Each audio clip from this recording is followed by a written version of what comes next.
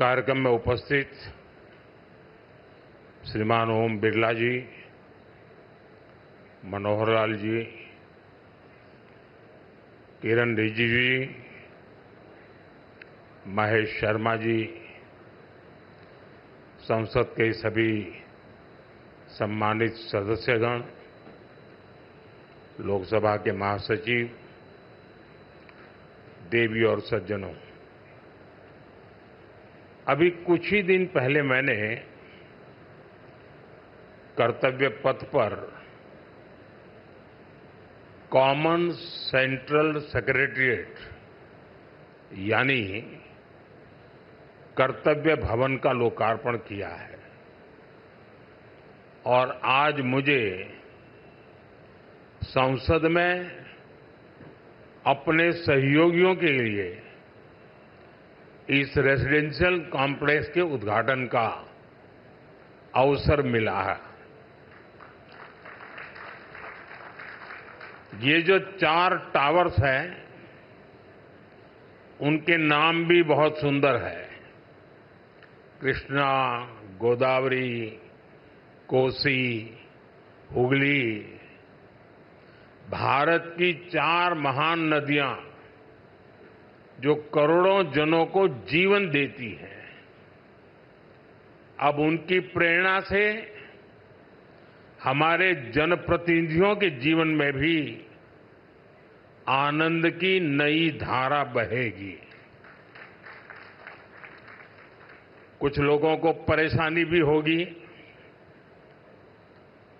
कोसी नदी देख रखा है नाम, तो उनको कोसी नदी नहीं दिखेगी, उनको बिहार का चुनाव नजर आएगा। तो ऐसे छोटे मन के लोग जो होते हैं, उनकी परेशानियों के बीच भी मैं जरूर कहूंगा कि नदियों के नामों की परंपरा देश की एकता के सूत्र में हमें बांधती है। दिल्ली में हमारे सांसदों का ईज ऑफ लिविंग बढ़े, हमारे सांसदों के लिए दिल्ली में उपलब्ध सरकारी घर की संख्या अब और ज्यादा हो जाएगी।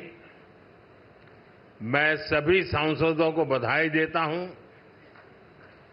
मेन फ्लैट्स के निर्माण से जुड़े सभी इंजीनियर्स और श्रमिक साथियों का भी अभिनंदन करता हूं, जिन्होंने मेहनत और लगन से ये काम पूरा किया है। साथियों, हमारे सांसद साथी जिस नए आवास में प्रवेश करेंगे,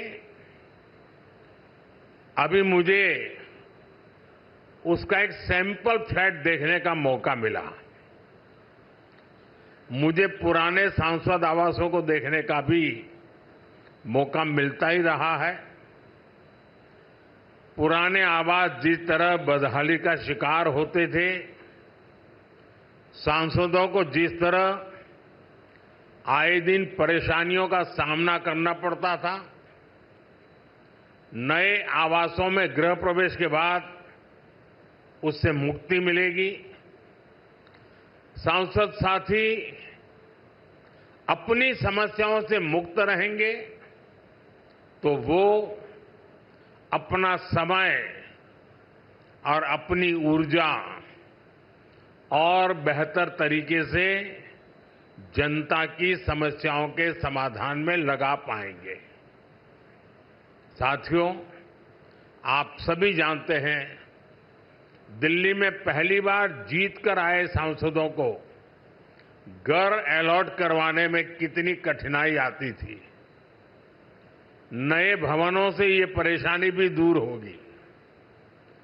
एक मल्टी स्टोरी बिल्डिंग्स में 180 से ज्यादा सांसद एक साथ रहेंगे।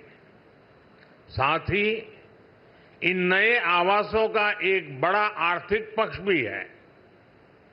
अभी कर्तव्य भवन के लोकार्पण पर ही मैंने बताया था, अनेक मंत्रालय जिन किराए की बिल्डिंग में चल रहे थे, उनका किराया ही करीब 1,500 करोड़ रुपए साल भर होता था।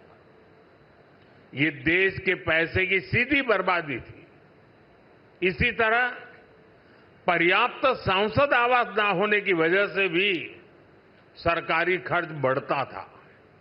आप कल्पना कर सकते हैं, सांसद आवास की कमी होने के बावजूद 2004 से लेकर 2014 तक लोकसभा सांसदों के लिए एक भी नए आवास का निर्माण नहीं हुआ था।